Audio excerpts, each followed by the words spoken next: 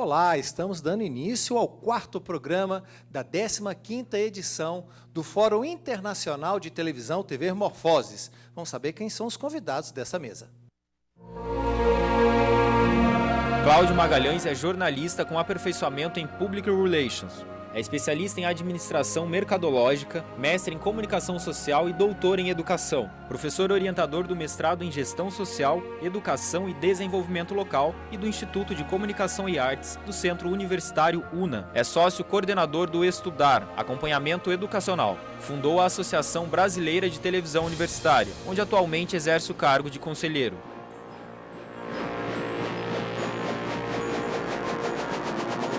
Alessandro Correia é professor e pesquisador na Univap. Mestre em mecatrônica pelo ITA, desenvolve tecnologias para o uso embarcado de drones e robótica aérea. Possui experiência no ramo da engenharia biomédica e engenharia aeronáutica civil e militar. Coordena 2 laboratórios de pesquisa na Univap, nas áreas de robótica aérea e desenvolvimento de equipamentos médico-hospitalares.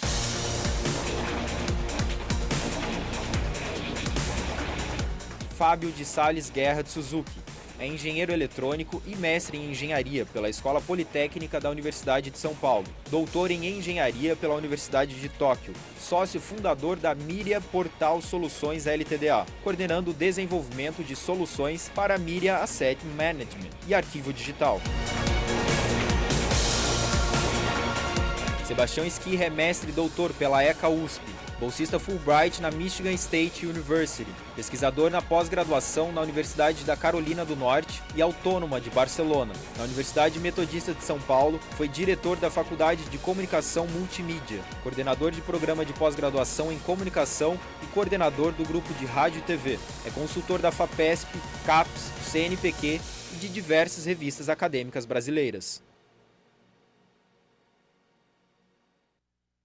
Esse programa está sendo transmitido pela TV Univap para todo o Vale do Paraíba, pela NET, pelo Canal 8. Também pela Universidade de Guadalajara, no México, pelo Canal Zoom da Colômbia e pelos associados de televisão educativa e cultural da Espanha e também pela internet. E olha, lembrando mais uma vez, você pode participar pelo Twitter, hashtag TV Morfose 2016. E ao final, aquela observação mais interessante vai ganhar uma publicação aqui do evento. Como você sabe, trazemos aqui as principais temáticas que instigam a televisão mundial. Vamos saber qual é a temática que nós vamos explorar agora?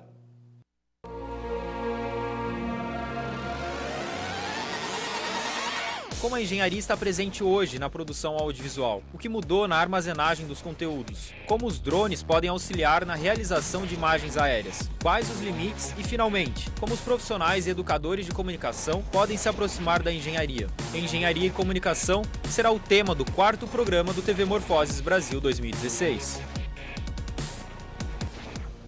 Alessandro, o tal do drone está bombando, né? Todo mundo acha que essa é uma excelente tecnologia, que ela agora pode entregar de pizza a bomba, né?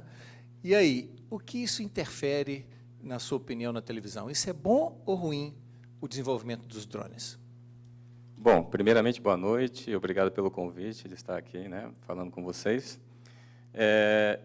Hoje já é fato que as nossas vidas, seja diretamente ou indiretamente, o drone já faz parte dessa nossa vida, né? E como tudo na vida, existe a parcela boa e a parcela ruim. Eu ainda acredito que a tecnologia ela veio muito mais para ajudar do que para atrapalhar, desde que quem opere seja a pessoa responsável e saiba com o que está lidando nesse momento, né? Voltando lá atrás, há uns 7, 8 anos, quando eu comecei a trabalhar com esse tipo de equipamento, esses equipamentos, quando chegaram, né, no mercado civil, eles eram vistos como brinquedos ou até como equipamentos de hobby, onde quem gostava de aeromodelismo podia ter um aparelhinho para voar mais, com uma única diferença. Ele tinha, ou ele tem, uma maior facilidade de você pilotar. Quando você tenta pilotar um helicóptero aeromodelismo, né, de aeromodelismo, ele é muito complicado de aprender. Já um drone é muito mais fácil. Então, começou a chover de gente querendo montar isso, sem falar que, na época, ele tem todo esse aspecto de, né, como parece que é uma coisa extraterrestre. E no início, então, que tinha umas luzes, as pessoas não conheciam, então achavam que era OVNIs que estavam voando no céu. E com o passar do tempo, essas tecnologias foram evoluindo ao ponto de esses equipamentos serem cada vez mais confiáveis e serem mais estáveis. O voo dele é mais estável. E aí começou a se pensar, por que não embarcar sensores diferentes, câmeras diferentes? A gente pode usar ele como ferramenta para diversas áreas, na realidade, né? E, ao passo que essas tecnologias foram melhorando, né, a autonomia foi melhorando, porque esse é um dos grandes problemas dele, é a autonomia, né? Ele consome muita energia, ainda mais se for embarcado equipamentos pesados. E, à medida que o tempo foi passando, as câmeras começaram a ficar menores também, começou, né, a ficar mais fácil você voar um tipo de equipamento onde você consegue, além de filmar em alta resolução, transmitir através de um link digital em alta resolução também. Então, os profissionais de diversas áreas começaram a usar esse equipamento e hoje virou uma das principais ferramentas, né? Hoje a gente pode citar aí o mercado cinematográfico como um dos mercados que mais utiliza, né? Porque você tem na mão, né, uma ferramenta que cumpre grande parte de um tipo de trabalho que você deveria utilizar um helicóptero, por exemplo, aonde o custo desse helicóptero é muito alto e você está expondo vida de pessoas lá embarcadas nesse helicóptero. Já com um equipamento desse, um drone, um multirotor, na forma que a gente chama aqui na universidade, né, na vida acadêmica, ele é um tipo de robô, só que aéreo, onde você pode designar uma missão para ele, ele vai lá, ele efetua aquela missão e volta sem colocar em risco a vida de ninguém embarcado. Porém, o lado ruim de todo esse processo é que é um equipamento que ele não tem praticamente redundâncias. Então, vamos falar assim que se houver uma pane no sistema, ou você perder um motor, ou você descontrolar e perder a orientação do equipamento, ele pode vir a colidir com as pessoas que estão ali embaixo, e esse é o principal problema do equipamento. Mas, como tudo na vida, né, tem um lado bom e um lado ruim, desde que você esteja ciente, né, dessa exposição do equipamento com pessoas e saiba, vamos dizer assim, respeitar um limite, né, de distância das pessoas e sempre ter em mente que isso pode falhar uma hora, eu acho que ele torna-se um aparelho muito mais seguro, né, para ser utilizado. E é pensando nisso que hoje, no laboratório que eu coordeno, né, a gente faz com que os estudantes da área de engenharia eles tenham acesso a essa tecnologia de forma que não só eles pensem nessa utilização do drone, mas que também pensem em formas de trazer uma segurança maior para o equipamento, né? E se conscientizar de como utilizar também o equipamento, né? Muitas pessoas, quando pegam esse equipamento, vai pilotar pela primeira vez, eles esquecem que esse equipamento pode dar algum problema ou pode se descontrolar e colidir contra alguma pessoa. A gente está falando aí de, no mínimo, 4 motores com hélices de fibra de carbono rodando a mais de 10.000 RPMs. Então, o contato dessas hélices com o ser humano não é nada legal, né? Então, a gente, na universidade, não só ensina a tecnologia e subdivide o sistema de um drone desse para os estudantes explorarem, mas também conscientiza eles da utilização desse tipo de equipamento quanto à segurança e à exposição deles em locais que ofereçam um risco muito grande para a sociedade. Mas é incontestável que eu acho que, de uma forma assim, muito simples de falar, a questão drone, o tema drone é igual água ladeira abaixo. Eu acho que não é um caminho sem volta. Eu acho que dificilmente a gente vai encontrar uma forma de substituir eles hoje no mercado, né? Então, é um caminho onde a gente tem que olhar para frente e ver que eles vão fazer cada vez mais parte da nossa vida, e o que a gente tem como engenheiro fazer é criar sistemas cada vez mais seguros, né, que apresentam uma maior confiabilidade, que tem uma inteligência artificial muito maior embarcada nesses equipamentos, onde ele consiga detectar que você errou em alguma manobra ou que você está em rota de colisão com alguma pessoa e saia da rota de colisão automaticamente. Esse é o nosso papel na engenharia e é isso que a gente faz dentro da universidade. Fábio, outro grande problema, e esse é histórico da televisão, que é o arquivamento dos conteúdos audiovisuais. A televisão brasileira perdeu muito da sua memória justamente por não arquivar, por não colocar, por não preservar o seu conteúdo. E, incrivelmente, eu percebo que se mantém ainda, né? Principalmente nas pequenas emissoras, nas emissoras menores, não há uma preocupação em relação ao arquivamento desses conteúdos, até mesmo porque são televisões muito factuais e, muitas vezes, não tem um recurso para fazer isso. O que a tecnologia pode ajudar, principalmente essas pequenas e médias emissoras? Boa tarde, Cláudio. Muito obrigado pelo convite de estar aqui no programa, TV Morfoses. Realmente estou muito contente de estar com vocês. Sobre essa situação, né, que a gente tem no universo brasileiro, né, na preservação de acervos. A gente tem visto vários desastres, né? Até teve uma reunião com os gerentes dos acervos das emissoras que aconteceu ainda esse ano, e todos eles sempre falavam de algum acidente, né? Ou teve incêndio, ou teve inundação, e com isso... Deu fungo. O fungo aí já má conservação, vários problemas que ajudam a perder esses acervos, né? E sempre eram usadas as fitas analógicas, que praticamente agora estão desaparecendo por conta de uma grande efervescência tecnológica que está acontecendo. As produções que eram antes em fitas analógicas estão acontecendo agora em arquivos digitais, né? Só que isso tem aumentado muito a complexidade dos sistemas, né? Que antes a pessoa sabia, não, o meu conteúdo está naquela fita. Agora, o meu conteúdo está em algum lugar que eu não sei onde é. Então, existe uma grande barreira para as pessoas também adotarem essa tecnologia. E, aliás, a gente desenvolve sistemas para poder fazer a preservação desses acervos, né? E essa é uma das maiores barreiras que a gente tem, né? Agora, o seu sistema ele vai garantir que você tem o conteúdo, mas é através do sistema que você tem que pedir, não está num lugar físico como as pessoas tinham essa noção antigamente, né? E a tecnologia tem evoluído muito rápido nesse sentido, né? Eu lembro que a gente começou a trabalhar mais ou menos em 2000, fazendo sistemas de arquivamento digital. Isso até era visionário para aquela época, que ninguém enxergava como um problema. E usava aquelas fitas que eram usadas em sistemas de backup de tecnologia de informação.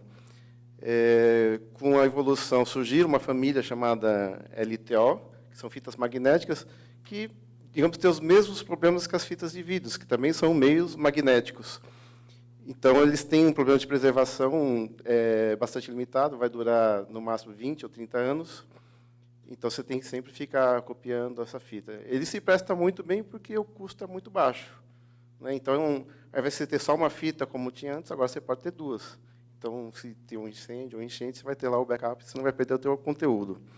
E, recentemente, tem uma nova tecnologia que a Sony desenvolveu, inclusive a gente é a primeira empresa a ter esse certificado de integração, né, com arquivamento de mídias óticas. A mídia ótica mais recente ela está dando uma garantia de 100 anos. Isso realmente passa a valer como um acervo, né, que você pode levar para o futuro, né, que você vai fazer a gravação agora e só daqui uma ou duas gerações, até uma ou duas gerações, você ainda vai conseguir recuperar esse conteúdo, né? Que antes eram, digamos, coisas que só em películas, né, tipo acetato, nitrato, que poderiam ser feitos, né? Esses duram até 500 anos. Então, a tecnologia ela está ficando com um custo mais acessível, as pessoas estão podendo pensar agora nos acervos como alguma coisa que pode ser preservada e usada principalmente para contextualizar as notícias atuais, né? Como era antes e como está agora. Aliás, isso é muito importante para a gente entender a nossa história. Mas uma das preocupações em relação ao arquivamento é um pouco a datação do sistema. Vamos pegar aqui no nosso cotidiano das pessoas comuns, né? Quem tinha aquele antigo display, que era o primeiro, digamos, né, o primeiro arquivamento, depois ele diminuiu, depois virou um CD e agora um pendrive. Quer dizer, quem tinha aqueles arquivos anteriores não encontra mais uma máquina que vai ler desse arquivo. Qual a garantia que a gente tem que essas novas tecnologias não vão repetir esse vício novamente? Exato. Isso acontece com as próprias fitas analógicas, né? Eles lançam um formato de gravação e depois de 2, 3 anos aquela família desaparece, você não consegue mais ler. O que acontece na família dos discos óticos é que eles estão dando a garantia de que o disco ótico que fabrica agora, todos os novos drives de leitura, né, que vão surgir pela frente, eles vão continuar lendo e compatíveis. Isso não acontece com a família LTO, que a cada família, a 2 famílias, né, a cada 2 gerações, ele deixa de ser compatível com as famílias anteriores. Então, realmente é um problema que continua com um problema, né? Você tem que se preocupar e não perder esse bonde para poder ler o conteúdo e recuperar ele. Mestre Esquirra, estamos falando de engenharia e comunicação. É possível o homem transitar nessas 2 áreas tão distintas e ainda sair vivo do outro lado? Primeiramente, eu gostaria também de agradecer vocês por estar aqui, ter o prazer de estar com 2 engenheiros. Esse é um privilégio que eu procuro há muito tempo. Eu sou um homem de comunicação que tem pelo menos uns 15 anos, que estou convencido que precisamos ter na comunicação pessoas que se disponham a conversar com engenheiros. Está sendo para mim um prazer partilhar do Fábio e do conhecimento do Fábio aqui antes desse momento. Essa é uma introdução para dizer para todos os colegas da área de comunicação que é importante que nós pratiquemos uma das leis máximas da moderna ciência hoje, que é a interdisciplinaridade. Não é mais concebível os nichos de saber, as unidades celulares, que ficam estanques e isoladas do resto do universo, do conjunto da universidade. Você pega uma universidade como a USP, onde eu fiz o mestrado, doutorado e depois me tornei docente, e onde me aposentei em 98, é uma dificuldade pelo tamanho da USP, pela filosofia dos departamentos, que é uma origem europeia, nós somos de origem europeia, francesa sobretudo, onde a cátedra é determinada por um professor catedrático, e que ele determina quais são as interfaces possíveis e não sei o quê. E a tradição tem mostrado que, tanto na USP como em boa parte das universidades brasileiras, as grandes, a Federal do Rio de Janeiro, a própria UNB, que é a Universidade Nova, esses núcleos eles ficam isolados. Bom, isso também aconteceu na comunicação. Eu tenho uma trajetória na ECA, no Departamento de Jornalismo, primeiro como aluno de pós-graduação e depois como docente. Então, a minha visão, já que eu me considerava um pouco mais aberto, eu estava interessado em fazer um discurso que não fosse dogmático. Qual é o dogma maior que existe na área da comunicação, que, de um certo jeito, espelha o dogma universitário? Que é, tecnologia é coisa para quem não sabe pensar. Deixa lá para os engenheiros. Eles constroem pontes, constroem esse equipamento que eu estou falando, constroem o celular, constroem essas coisas. Drone. Eles não pensam. Eles são pessoas que montam peças e fazem os drones e fazem coisas, como se os engenheiros fossem seres desalmados, seres que não têm preocupações filosóficas. E eu sempre dizia o contrário, eu não concordo, e nas minhas andanças, eu encontro nos engenheiros parceiros também para interlocução. Não quer dizer que seja fácil, porque a lógica que eles se baseiam é diferente da nossa, que é humanística. Mas, na minha andança de pelo menos uns 20 anos, eu posso dizer a vocês que o resultado é extremamente mais positivo. E o maior problema eu descubro, está em nós mesmos. A nossa crítica, normalmente, é no outro, o outro não sabe me ouvir, o outro está fechado para mim, quando eu descubro que somos nós mesmos que não queremos ficar expostos ao colega que pode, eventualmente, saber muito mais da gente, e a gente tem que ser um pouco mais humilde, apesar de ser doutor, com aquelas coisas todas, eu tenho que falar, professor, como é que isso funciona? Que livro o senhor me recomenda ler? Onde que eu tenho que fazer um estágio? Onde eu posso fazer um pós-doc que tenha uma pesquisa de ponta? Como é que eu posso usar o drone para comunicação? Não, então, eu tenho... Mas eu digo que é uma das perguntas para a gente poder fazer. Isto, como é que pode se usar drone? Mas eu ia dizer o meu pós-doc na Universidade da Carolina do Norte, quando eu vou num laboratório de realidade virtual em 96. Professor, 96 estava no embrião da realidade virtual lá nos Estados Unidos. Eu vou a um laboratório na área de engenharia. Esse óculos que o Fernando trouxe aí para nós, que é uma beleza, eu vi a primeira vez. E eu fiquei no universo, era uma experiência no universo. Eu falei assim, gente, isso tudo tem a ver com comunicação, porque a comunicação trabalha com os sentidos humanos. Aquela experiência embrionária em realidade virtual, eu falei, esse tema tem que estar nas minhas reflexões. Mas lá na minha faculdade, é um pós-doutorado, eu tiro o pós-doutorado, e volto para a minha universidade, onde monto, com alguns outros colegas, montamos o primeiro laboratório de informática da ECA. E as pessoas diziam, vocês são daquelas pessoas, do departamento de jornalismo, vocês são daquelas pessoas que só utilizam equipamento, como se nós não tivéssemos o que falar. Então, essa máxima dentro da comunicação, ela ainda é presente. Eu enfrento isso ainda hoje no meu programa. O programa da Metodista é um programa que teve uma linha de pesquisa na área de tecnologia. não é a análise crítica da tecnologia como a comunicação faz, e aí alguns programas no Brasil, eles são especializados nisso. Semiótica da tecnologia, estudos culturais da tecnologia. E eu falo assim, isso é importante. A professora Lúcia Santaella, que todo mundo cita, o Pierre Levy, que todo mundo cita, que eu acho fantástico. Mas não são só esses autores. Temos outras necessidades. A universidade é uma área ampla, requer dos comunicadores que utilizam tecnologias o tempo todo. Não existe comunicação sem tecnologia, nenhuma forma de tornar o ato comum. Não existe. A fala é uma tecnologia, a escrita é uma tecnologia, o imprimir num lugar é tecnologia. A tecnologia não é um fato esporádico em Gutenberg, né? Ou no Faraday, ou não sei quem que inventou as ondas, ou não sei quem que enfrentou o Zvorekin, que inventou a televisão, os tubos radiocatódicos. Nós estamos acostumados, na universidade, a dizer para os nossos alunos, na graduação e na pós-graduação, que alguém faz a tecnologia e nós só utilizamos esses equipamentos. E eu, desde sempre, advogo, é o meu primeiro livro, é o fruto do mestrado, dizendo assim, como é que você pode fazer bom uso do drone ou do arquivo em nuvens se você é um mero consumidor desse produto? Você não entende as lógicas nas quais ele foi construído, você não se aprofunda na utilização de todos os rendimentos desse sistema. Então, me parece que, num dos textos que eu tenho escrito, eu digo assim, é como se numa cidadezinha pequena do interior, eu gosto de dizer Minas Gerais, que é um pouco mais folclórico, aquele senhorzinho que tem um sítiozinho, e toda vez ele vai numa estação, e ele está acostumado a esperar a Maria Fumaça que chega ali, o trem normal, né? E ele faz isso há 20 anos. De repente, estaciona um TGV, um trem de grande vitesse.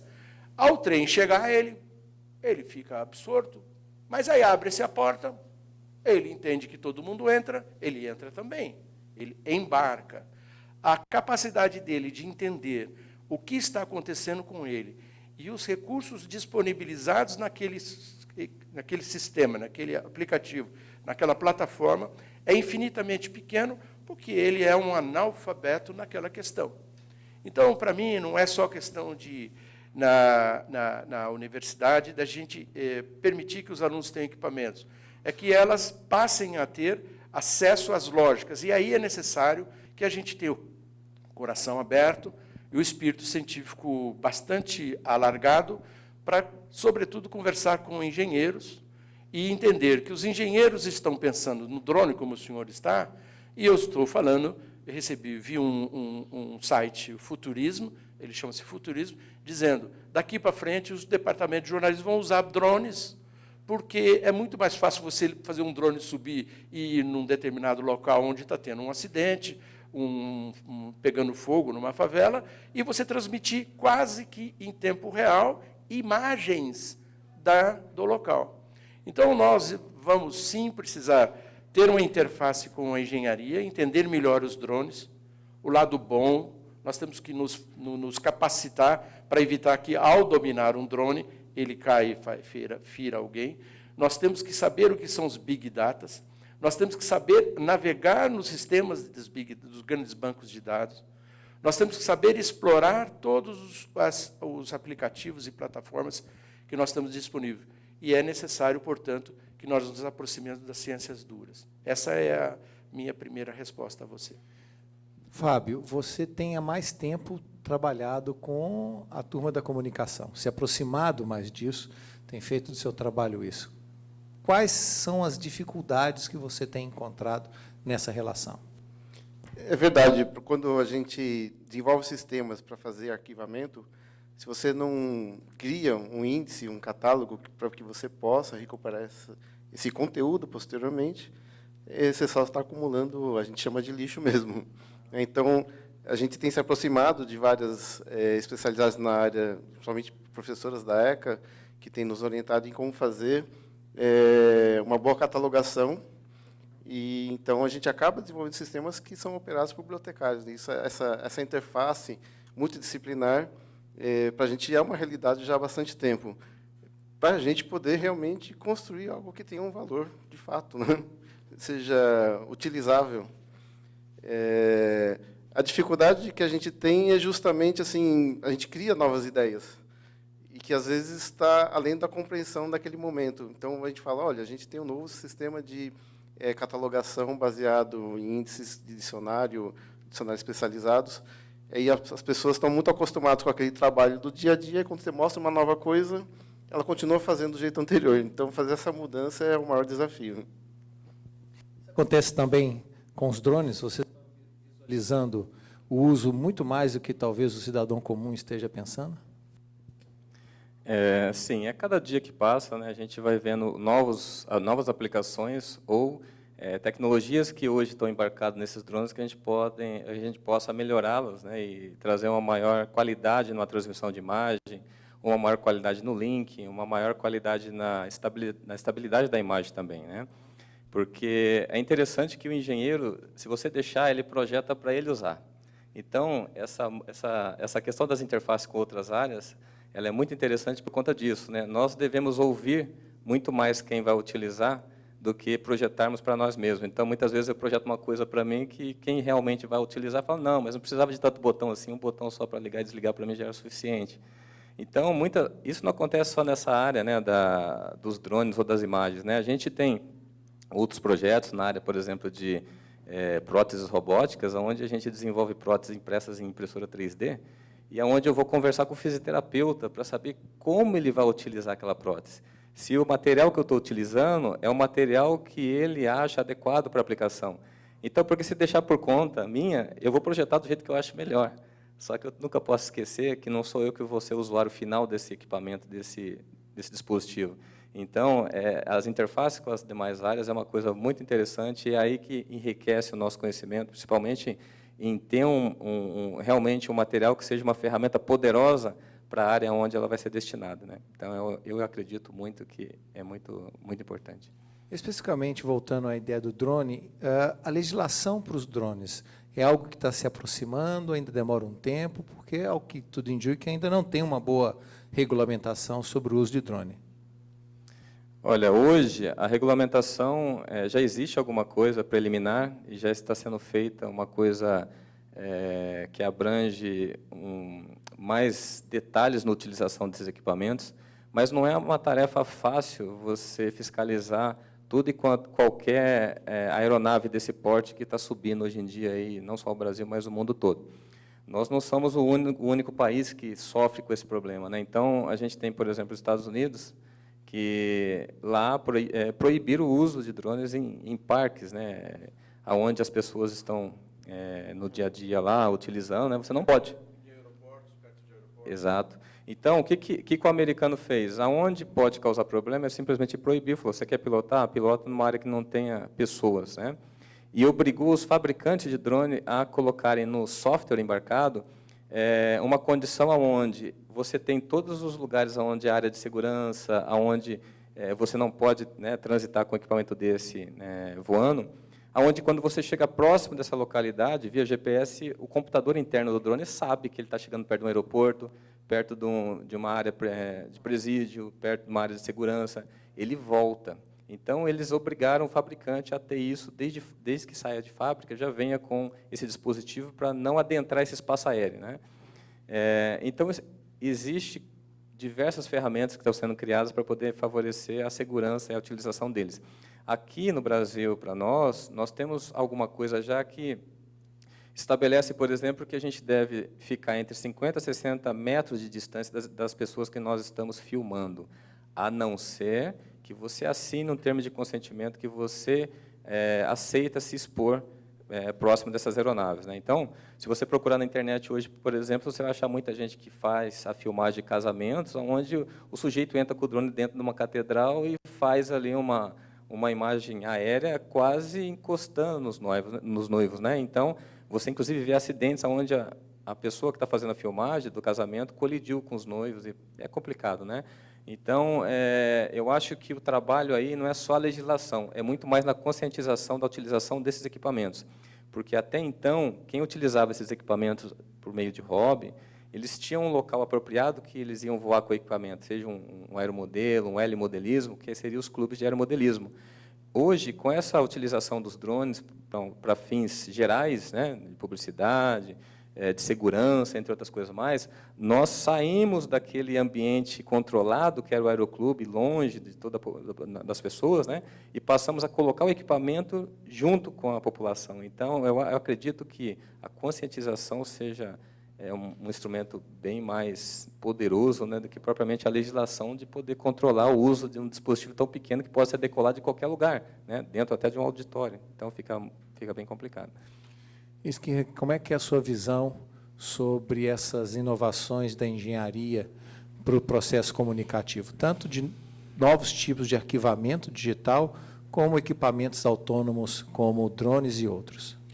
Os engenheiros, eles fabricam produtos para a sociedade. Eles são pessoas com competências específicas de resolver alguns problemas e criar algumas competências em qualquer tipo de equipamento que ele projete, que ele se devote. Então, o engenheiro, ele não consegue resolver a questão da utilização e dos dramas do homem ao utilizar isso. Isso se chama, uma área da psicologia, que é a usabilidade. Então, o professor, qualquer equipamento que nós temos, ele tem essa característica de um belo desempenho, proteção, segurança, porque são raios, são ondas que transitam no ar, etc. Mas é necessário que haja uma interface com outras áreas do conhecimento. Por exemplo, é comum as empresas consultarem psicólogos, porque elas querem saber, o homem, ao utilizar aquele equipamento, o que aquilo vai causar na sua identidade pessoal, na sua cognição, na sua vida diária. Nós, os comunicadores, nós temos nós nos devotamos pouco nesta compreensão das características e aplicabilidades dos equipamentos. Nós temos sempre a certeza de ter um equipamento. Eu mal sei que esse é um microfone cardioide, certo? É um cardioide, ele tem um coração aqui, o ângulo dele é esse. Se eu falar de lado, ele não pega, ele só pega no ângulo dele, certo? Às vezes, nas escolas, nem isso nós ensinamos os nossos estudantes. Mas o engenheiro, ele não só projetou esse tipo de coisa, ele projetou o outro que fala também nas laterais. Então, os microfones, os óculos de realidade virtual, todos os equipamentos, um aparelho de televisão, todos têm uma característica que os utilizadores desses equipamentos precisariam conhecer minimamente. Não se trata de advogar a implantação do Instituto Universal Brasileiro para os acadêmicos, né, para que eles aprendam as características intrínsecas, mas ele precisa saber a característica de desempenho. Então, eu li um texto uma vez que dizia: quantos de nós não ficamos indiferentes, incomodados, mas indiferentes, com aquele negócio do reloginho do videocassete, né? O texto chama assim, The Blinking Effect. Esse Blinking Effect é o efeito do piscar, fazia com que nós compramos um videocassete, não vamos ler o manual, a gente mal utiliza o equipamento nas suas coisas mais óbvias. Eu acho que isso aí, para o comunicador, é um elemento que escasseia, que diminui o seu potencial de ação. Os comunicadores precisam despertar para a tecnologia, não como críticos da tecnologia, que é muito comum na área, mas como pessoas que conquistem habilidades para explorar a verdadeira dimensão disso. Por exemplo, na área de produção de dissertações e teses. Nós temos muita dificuldade de implantar nos departamentos de pós-graduação das universidades estudos aplicados no uso de metadados, de bancos de dados, de arquivos nas nuvens. A primeira vez que eu falei de um software chamado EndNote, que eu via lá nos Estados Unidos, que até a secretária do departamento utilizava o EndNote, é um software de referenciação acadêmica, me chamaram de... Você vem com essas coisas de informática aqui. Eu falei, não é coisa de informática. O nosso instrumento agora é um computador e eu preciso extrair dos sistemas que já existem, estão disponíveis, os recursos que estão ali disponíveis para mim. Então, aí, depois do EndNote, veio o Zotero, e agora nós estamos no Mendeley. que eu aconselho vocês a entrarem, é free.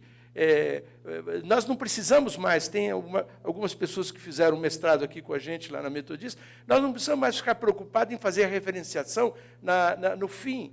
Você carrega o seu banco de dados, você lança o seu livro no software chamado Mendeley, que é free, e aí você, depois que você faz o trabalho uma vez, você nunca mais precisa fazer nada, porque você põe lá o nome do autor, ele põe na BNT para você o ano e a publicação, o nome em caixa alta, conforme for você está colocando, e já coloca nas referências no fim do texto. Você não precisa mais construir a bibliografia do texto que você usou como referências. Esse é um exemplo simples para mostrar como que nós, às vezes, temos alguma reação assim, meio ingênua, meio romântica na área da comunicação.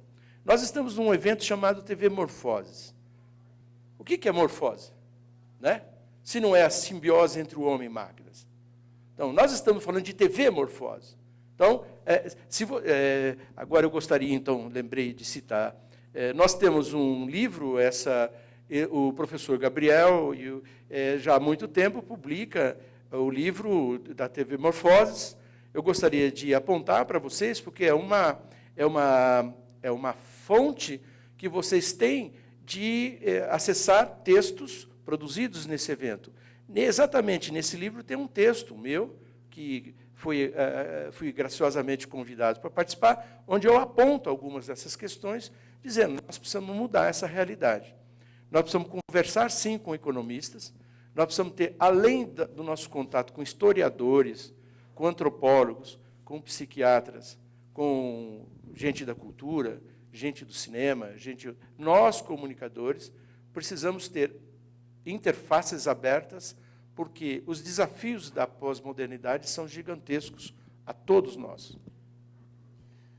Fábio, como é que você tem visto o avanço desse entrosamento entre a comunicação e engenharia ao longo dos últimos tempos? A gente tem visto de forma muito positiva, porque com a colaboração, né, a gente consegue chegar mais longe. Ao invés de a gente ter só uma visão, até a questão da universidade, né, juntar visões para poder questionar e ter uma visão plural e não apenas uma visão do bem e do mal, né, tem várias nuances envolvidas, a gente consegue descobrir qual que é até o melhor meio de se usar determinada ferramenta, o melhor meio da gente desenvolver alguma coisa e entregar para as pessoas poderem usar. Isso a gente vê de forma muito positiva. Inclusive, na nossa equipe, a gente já teve bibliotecários também para poder enriquecer um pouco mais a experiência para quem a gente vai estar entregando os sistemas, né? Um caso interessante da gente estar estudando, a gente está estudando muito justamente o processo de arquivamento em nuvem, que é uma coisa muito nova, e ele tem um princípio muito interessante, que é o do compartilhamento. Ao invés de você ter o seu, existe um muito grande lá, e você usa um pedaço dele, o outro usa um pedaço, e com isso o preço que você vai pagar é só uma fração, e todo mundo consegue rapidamente provar ideias, testar ideias, ou criar coisas que crescem muito rápido. Esse processo de compartilhamento é até interessante, que a gente estava discutindo com uma emissora de TV. A emissora padrão de TV, tradicionalmente, ela compra para operar num pico. Hoje, esse ano, a gente teve as Olimpíadas, então, algumas emissoras, para poder cobrir os eventos das Olimpíadas, precisaram comprar mais câmeras, ter mais estúdios, ter mais infraestrutura. Só que ela só vai ser usada naquele momento, e depois, o resto do tempo, ela vai ser ociosa, não vai ser usada. O que acontece agora, por exemplo, está surgindo a tecnologia IP, vídeo sobre IP. Né? Então, essa infraestrutura que foi criada, se tivesse vídeo sobre IP, poderia ser compartilhada com outras pessoas que precisassem dessa infraestrutura. Que esse é o princípio da nuvem, né? Criar uma grande infraestrutura e distribuir compartilhando. Então, parece que esse caminho de compartilhamento é inevitável, né? Inclusive entre engenheiro e comunicador, né? Posso dar um adendo que me veio à memória?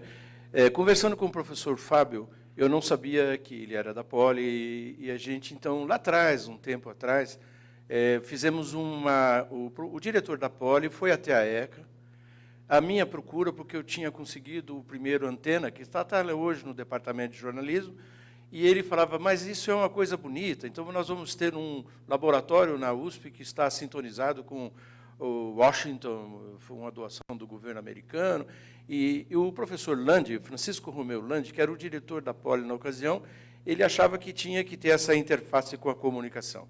Eu acho que ele era um visionário, e ele, por acaso, veio bater na minha sala, e eu fiquei muito honrado, e dizia, professor Landi, o que o senhor precisa de mim? Então, fui, obviamente, todo preocupado em atendê-lo. E ele dizia, a engenharia precisa da comunicação.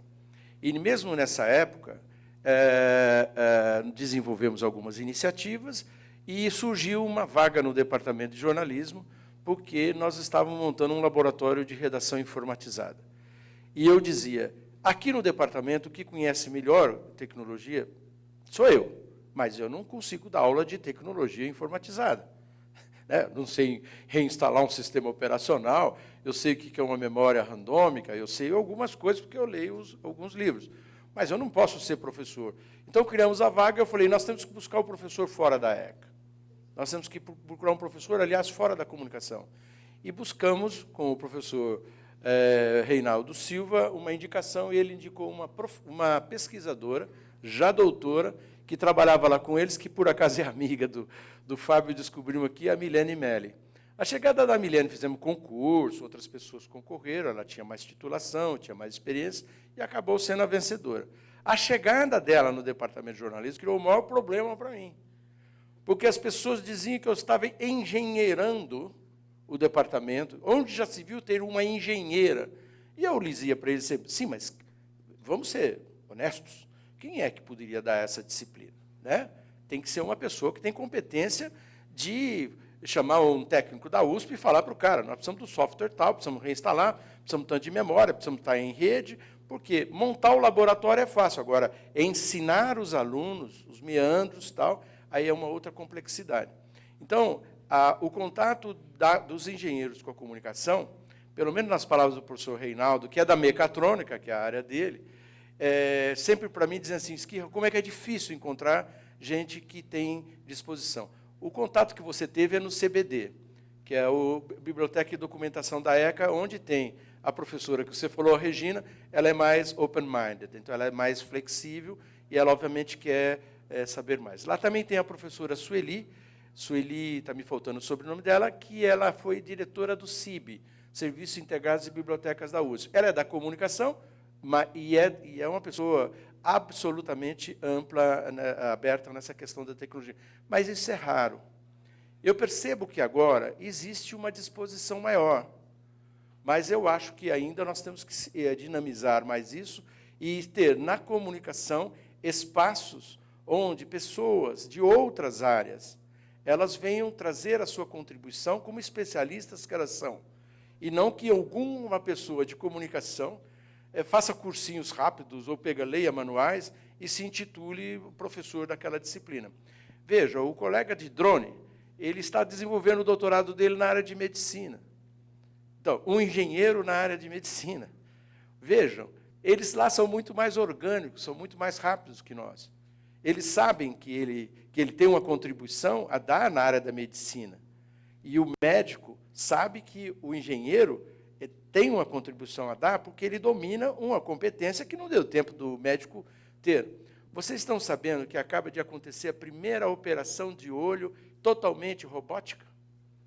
Essa semana, fim de semana, não tem 10 dias. Eu acabei de ter a informação que só foi possível fazer aquela operação porque é tão minúsculo o espaço que precisava ser chegado para não atrapalhar a retina, estragar alguma coisa, que nenhuma mão conseguiria tanta precisão, porque era num espaço extremamente pequeno. E aí tem o vídeo já no YouTube, eu tenho o vídeo, posso depois partilhar com vocês a URL, o médico dizendo, foi na Inglaterra isso, dizendo assim, só foi possível porque há uma interface entre a saúde e a engenharia. Então, essas experiências, elas precisam vir para nós precisamos estar mais abertos a esse entendimento. Por quê? Porque tudo está se entrando na virtualidade. Nós vivemos uma época de multidisplays. Conexões robustas.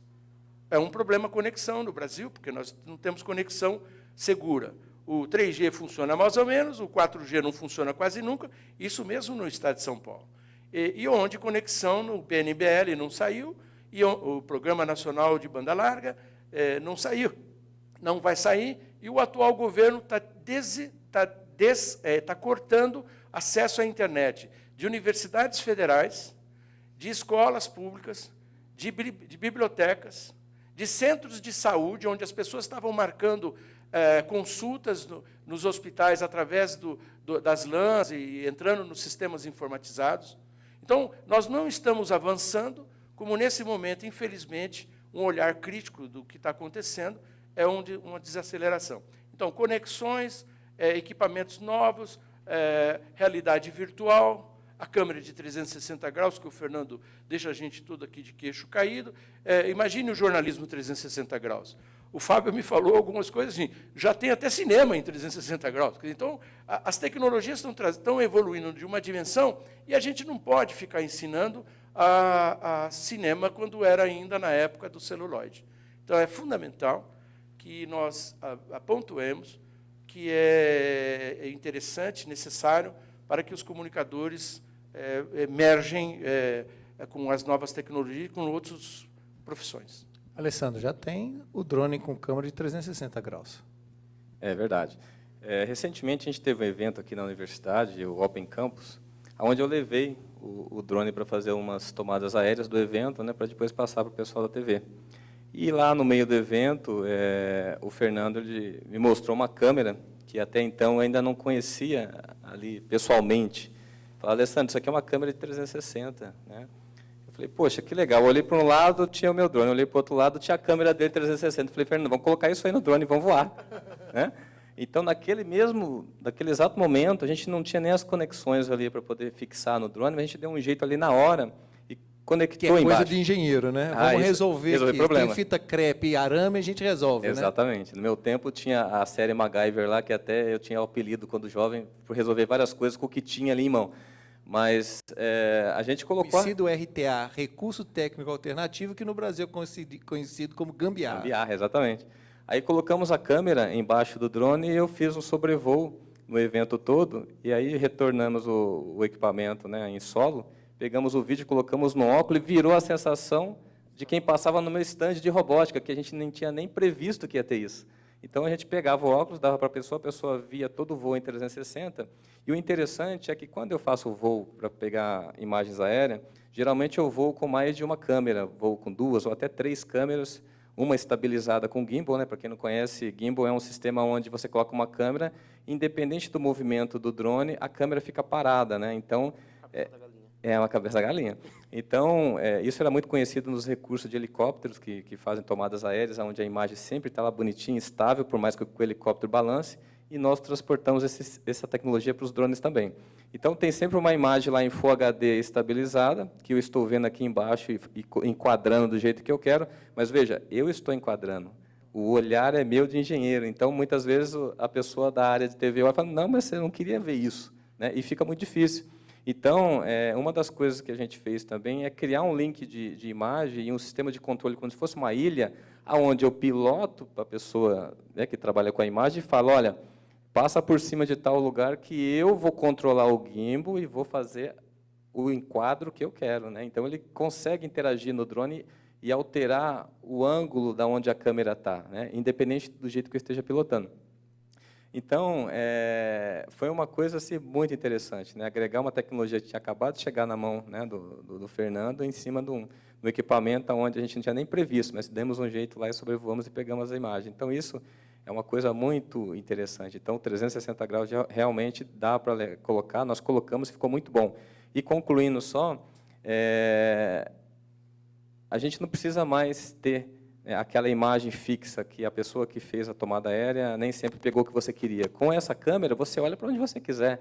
Então, eu estou passando por cima do evento, a pessoa, opa, deixa eu olhar para trás para ver o que aconteceu. Olha para trás. Se olhar para cima, você vê o drone que está em cima do equipamento. Então, a liberdade de você ver a imagem que você quer, do ângulo que você quer, já é possível devido a essa questão da câmera de 360 graus. Veja como a ferramenta drone, né, no estágio que está hoje da tecnologia, de ter um voo estável, seguro, entre outras coisas mais, agrega qualquer coisa que venha no futuro de dar contribuir com essas questões de imagem, né, de transmissão e tudo mais, já que isso está ficando cada vez mais pequeno. E as empresas, vendo isso, já começaram a criar, inclusive, interfaces, onde eu consigo comunicar com a câmera e reconfigurar ela durante o voo. Eu posso melhorar a exposição, controle de abertura, do diafragma, entre todos os comandos de uma câmera, por exemplo, de foto, eu consigo, via rádio aqui embaixo, ir lá e reconfigurar tudo, né, para a condição daquele momento que eu estou, né, enquadrando lá embaixo. Então, realmente, é um mercado, é uma área muito Você ampla. gostou de trabalhar com a gente da comunicação? Muito. Nossa, não tem nem como mensurar isso. Eu vou dar um exemplo muito pequeno de como que essa questão de multidisciplina, né, no meio nosso de engenheiro, abriu minha cabeça para hoje estar aberta a qualquer área, né, desde que eu consiga contribuir com alguma coisa. Eu ensinava meus alunos somente a fazer robôs terrestres, onde ele podia ir no local, verificar se tinha incêndio, se tinha alguma pessoa dentro do prédio, para que os bombeiros pudessem ir sem correr um risco de entrar lá e não ter ninguém. E um dia, um professor aqui, o professor Mário da fisioterapia, chegou para mim e falou assim: Alessandro, eu estou lá com meus pacientes e eu tenho um grande problema. Os pacientes que são crianças, é muito difícil fazer fisioterapia com eles, porque a gente tem que fazer alguns exercícios, e para a criança, ela fica de saco cheio fazendo aquele mesmo movimento e tal, e é complicado atrair a atenção dessa criança.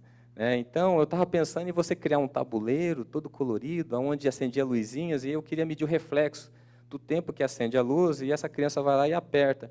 Mas eu não quero só ver isso, eu quero ver o tempo que ela leva, por exemplo, para clicar num botão que está lá na frente, um que está aqui perto, e que isso fosse aleatório. Até então, eu entendi mais ou menos, então fiz um tabuleiro, onde elas piscavam aleatoriamente, e eu ia registrando o tempo que acendia e o tempo que a criança apertava o botãozinho lá, né?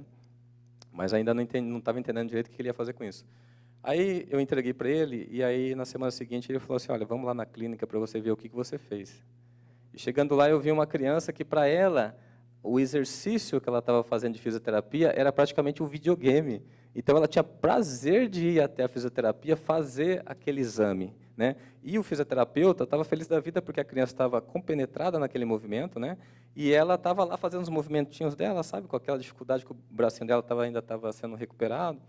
E aí eu fui ver o quão é grande a contribuição que nós, dentro da nossa área, a gente pode dar para uma pessoa, né, para a sociedade, desde que a gente tenha essa mente aberta e saiba entender que nós, engenheiros, não estamos restritos a um chão de fábrica, né? Nós não estamos restritos a resolver problemas de máquinas. Nós podemos criar coisas que contribuam, que dêem uma qualidade de vida maior para as pessoas. E quando eu vi isso, tocou o coração, sabe? Aí eu passei isso para os alunos, e daí em diante eu falei: olha, eu tenho que abrir minha cabeça e procurar mais pessoas dentro dessa universidade que a gente está aqui, que existem diversas faculdades, onde a gente consiga contribuir e aprender um pouco mais com essas pessoas que estão em outras áreas. É uma coisa enriquecedora, que não existe dinheiro no mundo que pague isso. O Alessandro só confirmou aquilo que você falou no início, né? O engenheiro também tem coração.